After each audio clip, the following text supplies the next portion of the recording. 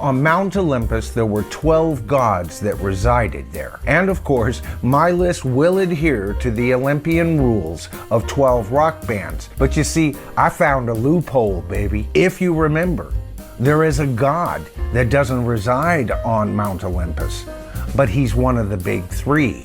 He's Hades, Zeus's brother. You know, in past videos, I've identified the Beatles as Zeus. And if they're Zeus, of course, Led Zeppelin would have to be Poseidon.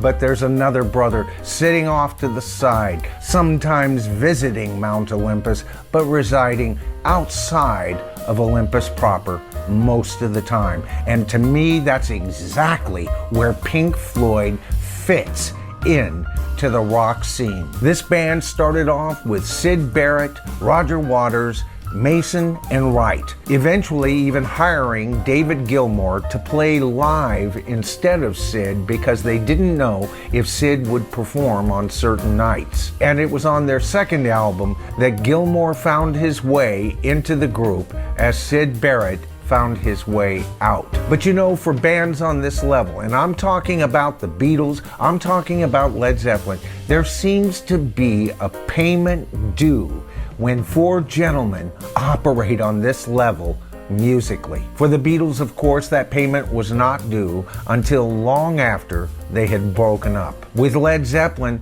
that payment cost the band their very identity. But you know, payment due was due to Pink Floyd right from the outset. Now, I've used the word genius several times on this channel, haven't I? But I don't use the word lightly. So far, I've identified Jimmy Page as a genius guitar player and producer. I've identified Robert Plant and the other members of Led Zeppelin in their own rights, geniuses as far as what they contributed to the band. Of course, with the Beatles, we had the two obvious geniuses of Lennon and McCartney, soon to be followed by George Harrison. But you know, with Pink Floyd, if there is a Jimmy Page or a John Lennon in this band, it was Syd Barrett. You know, Syd was like a shooting star, looking magnificent, but of course, all too soon extinguished. But you know, the band somehow